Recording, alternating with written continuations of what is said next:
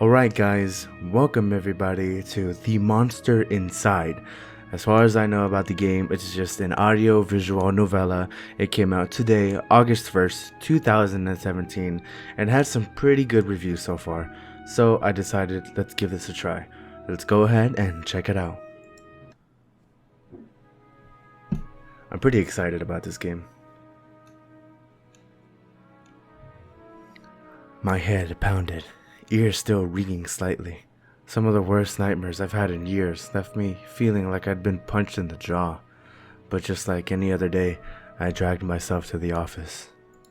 I feel. There was another notice on the door from Mayor Vinetti's, I don't know how to pronounce that, Vinetti's office. Permits out of date. They didn't like me much and were trying to drown me in paperwork. It was a slow month, weeks since I've had any real case to work on, so I passed the time pacing the office, smoking and staring at the mirror in the corner, safely covered with an old bedsheet. I don't dare look at my own reflection. I'm too afraid of what I might see. Afraid someday I might have to face what I really am. The monster inside, ooh! The girl came in so quietly, I nearly choked on my cigarette. Mister, please, you gotta help me, mister. Yeah, what can I help you with? Please, no one else will listen to me. Go on. She eyed me with just a dash of suspicion as I tossed back a handful of pills and chased them with a swig of whiskey. I could tell this might take a while. Her name was Lily. She told me she was his mistress, the man all over the newspapers, the infamous banker, Mr. Reginald Farnsworth.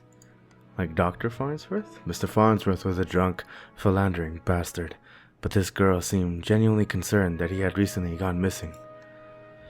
Less concerned about the fact that Mr. Farnsworth's wife had just turned up dead in Central Park 2 nights ago. Lily, you don't understand. He couldn't have just done it. He hated his wife, but he couldn't have killed her. Everyone thinks it was him and no one believes me. He's gotta be in trouble. Let's see. I ain't saying I believe you, but what makes you think he's in danger? Cause looks pretty simple to me. A case. What makes you think he's in danger? Well, Mr. Jack. You can just call me Jack. Jack. Whoever did that to his wife must have been one who took him. He would have never left without me. He promised me. I'm sure Mr. Farnsworth promised this poor girl a lot of things. Please, the cops won't listen to me and they want to bring him in on charges. You gotta prove it wasn't him before they find him. Honestly, I doubt they're in too much of a hurry. Farnsworth had practically the entire police force in his deep pockets, probably why they hadn't found much yet. If they found him and brought him in, it'd be due to a public pressure. Sometimes a mob with pitchforks is more dangerous than one man with money. Let's see, you got my curiosity, but you might not like what I find, or I can help you. We'll get to the bottom of it, don't worry about now. Let's not make her worry. Oh, thank you, mister. Thank you. But please, be careful. I don't think this was just any murderer or kidnapper. I think it was a beast. Or? Beast. The word struck me funny. Like when you draw your elbow on a hard corner. That hurts. Not a word many use these days, except in hushed whispers and bedtime stories for children. Oh, they were real enough, alright. They just got better at hiding, controlling their unseemly urges. But I hadn't seen any monsters in nearly 15 years, back when I was still a cop myself. I'm a detective now, right? I think. Well, that's definitely an interesting theory. I can help you. We'll get to the bottom of it. Don't you worry now. I leave detective work to me. Let's not do conclusions here. I can help you. And you seem like the kind of man who's good at solving mysteries. Sure, can't you see how busy I am with cases? I replied a little too harshly. Sarcasm wasn't my strong suit. I reassured her some more and sent her on her way. I didn't want to scare her, but I warned her before she left to keep her doors locked and call me if she saw anything suspicious. I didn't know if she was in any danger herself, but better safe than sorry. I can't read sometimes, so don't. That night, I made my way down to Central Park. It was a long shot, but maybe there was something there the cops had missed. Ooh, chapter 1. Next chapter. Yeet. So I guess that was kind of the intro. The scene was already picked clean by the cops days ago, but I've gotten a knack for finding the things others overlook. Well, okay. A knack. More of a symptom of a condition. Other, less useful symptoms I kept in check, but for the time being, my keen sense of smell would come in handy. It was faint, but I could smell it before I even approached the police line. The scent was less of a thing and more of an emotion. Seduction. A strangely familiar smell. I expected the scent of trepidation or maybe even outright fear, but Mrs. Farnsworth seemed to have been at the height of pleasure when she left this world. Whoa, was she getting dirty? Brought near meaning to a crime of passion. Pushing the thought from my mind, it was time to get down to business. Investigate the scene. Alright, so what are the clues here? Besides that little thing right there, and there's a scratch on the tree. Let's go and look at the tree. A burn mark on a nearby tree caught my eye. I ran my finger along its length and felt a chill down my spine. This wasn't just any burn mark. This was the mark of an ancient magic. It's doubtful the cops would have picked up on it. Could Lily have been right? Something unnatural was at play here. But I was no stranger to the strange. Because my name is Dr. Strange. No, I'm kidding. What is this? Muddy footprints everywhere. Difficult to pick out anything from the prints the cops left behind in their haste. But cops don't wear a $2,000 pair of Carquinos. Carquinos? Is that real? I don't know. It looked like Mr. Farnsworth was there that night and walked away on his own 2 feet. So did he do it? After looking around a while longer, I realized the park had given up all it was hiding from me. So I trudged back to my apartment and my head hit the pillow like it owed me money. Chapter 2. Complete. The next morning, I was reeling from another bout of ghoulish nightmares, but I tried to hide my discomfort when I saw Lily was already sitting outside my office. Prediction right now. The guy I'm playing as is the beast himself, and I did the murder. She waited wordlessly as I unlocked the door and ripped down another notice from the mayor's office. I motioned for her to step inside. Seemingly afraid of what I might say, she finally worked up the courage to ask. So, what did you find? Well, I've got some good news. Farnsworth must still be alive. Not sure about beasts, nothing unnatural as they play. Or might be right to worry about monsters. On a spell mark. Let's give her some good news. Farnsworth. I probably shouldn't have given her false hope like that, but she seemed like she needed something to hold on to right then. She didn't need to know about the mark on the tree. How do you know that? Where is he? Found his footprints. Seems like he got out safely, or there were signs he was at the scene. Stepped away. Let's say I found his footprints. My tone was indifferent towards her as I turned and grabbed the bottle from my desk drawer. A dryness in my throat made it difficult to swallow my meds. But you don't know where he went? Do you think the news this morning is related? What news is that? Haven't you heard? Obviously not. Nope, rough night, followed by a rough morning. They found the police chief's wife dead by the town dogs. They say it happened last night. Let me guess, Chief Amato is missing too. My face might have betrayed a hint of satisfaction as she confirmed my suspicions, but it faded quickly. Amato was a shit cop and a shit chief. He was half the reason I left the force, but now his wife was dead, and I had more questions than I did the day before. Yeah, I would too. The gears in my head started to spin, which wasn't helped by the splitting pain at my temples. I told Lily I needed time to work, and she left slightly dejected, wanting more answers than I could provide.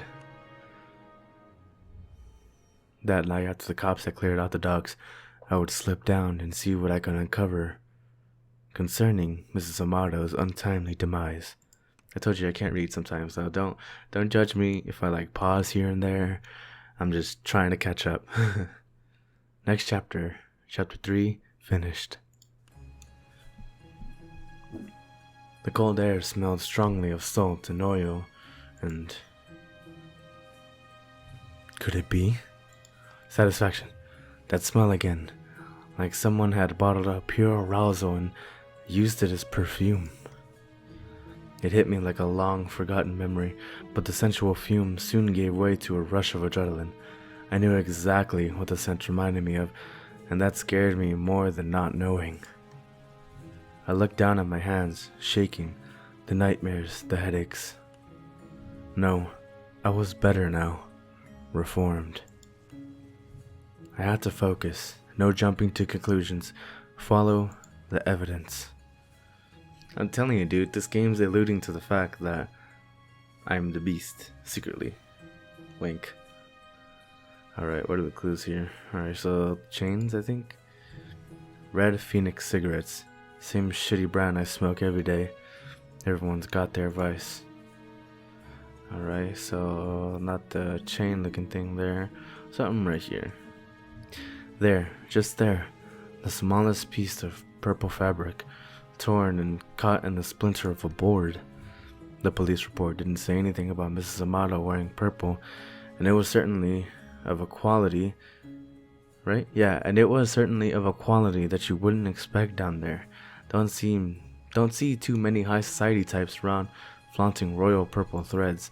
I told you, I can't read sometimes, so please forgive me. I pulled out my own pack of reds and lit it up.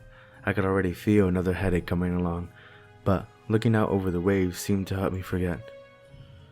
The cold helped me push down the uncomfortable thoughts that had been bubbling to the top of my brain.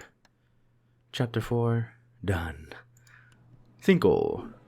I honestly don't remember the walk back to the office. Apparently I spent the night in my east chair. The air from the docks lingered on my clothes. It was still dark out. No, I checked the clock. How long had I been out? Had I really slept through the entire next day? A newspaper was sitting under the door. As I stood to fetch it, I nearly fell over. A wave of nausea hit me like a ton of bricks. I steadied myself and regained my composure. Before I even picked up the paper, I could already read the headline. Breaking, mayor missing, wife found dead. 2 cases is a coincidence, 3 is a pattern. The cops would come asking questions soon. They knew I had a history of antagonizing all the victims. I stumbled to my desk and slammed back 3 days worth of inhibitor pills. I couldn't take any chances. I had to investigate the scene to be sure. I threw on my jacket and went to the door. Lily caught me off guard on the other side. Jack, where are you off to? I've been trying to reach you all day. I'm sorry, Lily, I don't have the time to talk. I have to go. I've just been busy. I'm off to Mrs. Vanetti's crime scene. I don't have time to talk. Yeah, sorry. Sorry, bro. Okay, but we need to talk when you get back. Stay safe. Sure do. She gave me a soft kiss on the cheek as I rushed off. Part of me wanted to stay and tell her it would be okay, but it would be a lie. He knows, dude. He knows that he's the killer. Come on. Whoa, this music. The alley was located just behind the high-rise apartments where Mayor Vanetti and his wife lived. I could tell the police were spooked now. The crime scene was even sloppier than the last. They hadn't even bothered to submit the trash to evidence. Investigate the scene. Let's see. 3, 2, Vanetti's car.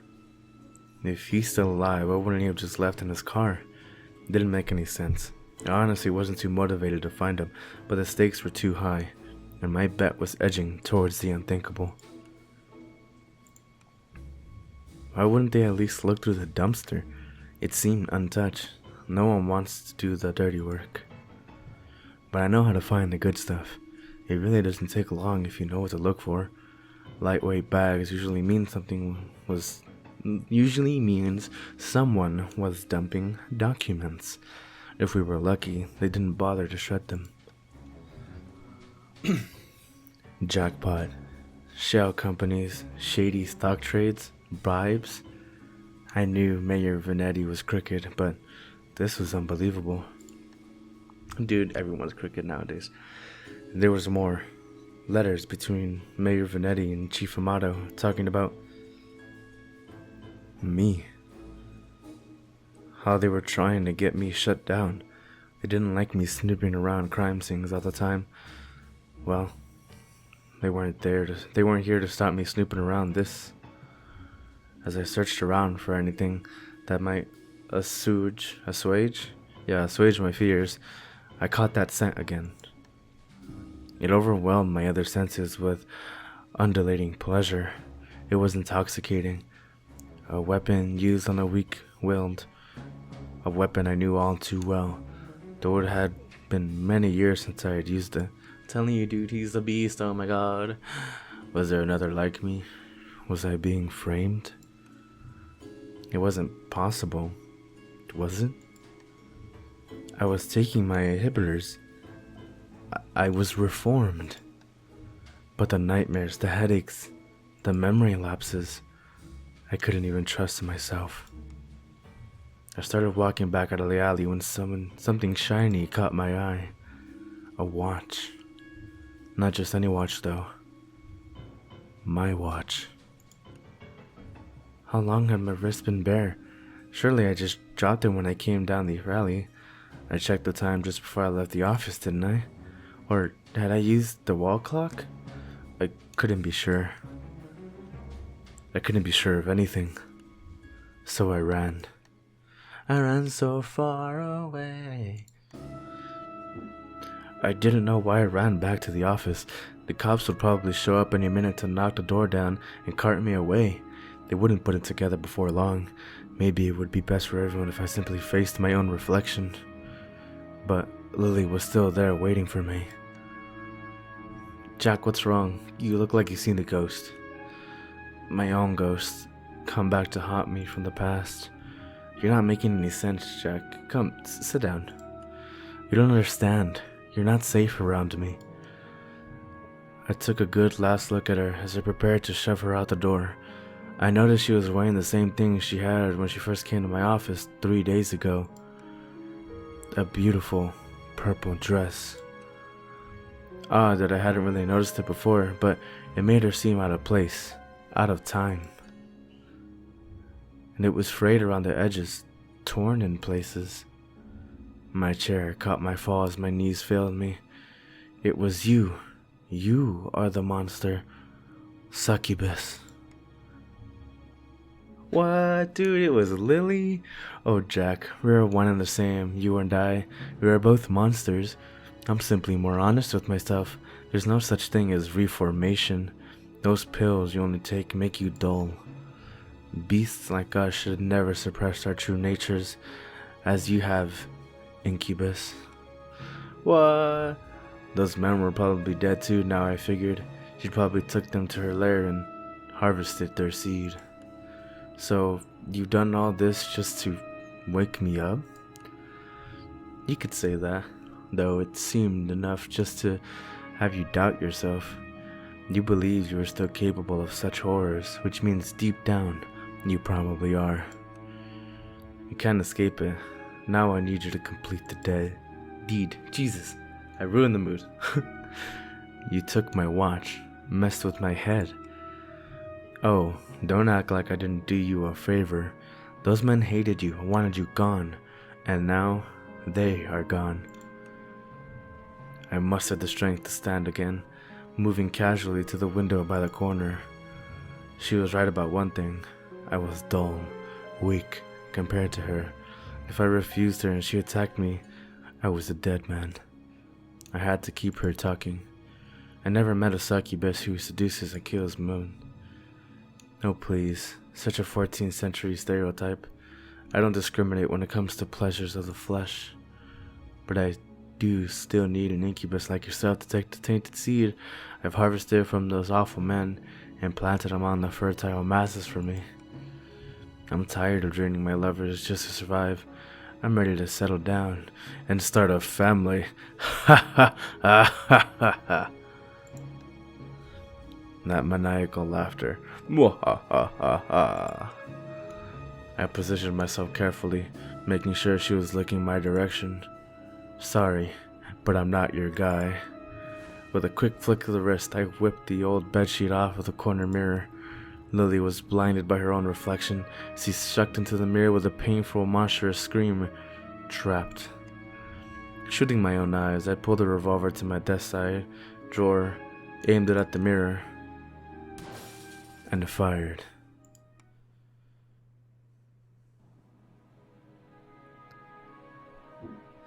And there we have it, guys. The monster inside. Thank you guys so much for watching. I really do like this game.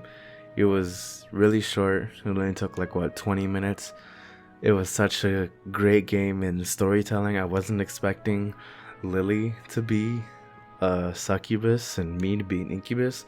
I was just expecting like a werewolf type beast or monster type of thing. But I really enjoyed this game. If you guys enjoyed the video, make sure to leave a thumbs up. Consider subscribing for more content like this in the future. My name is Leo, and thank you guys so much for watching. See ya.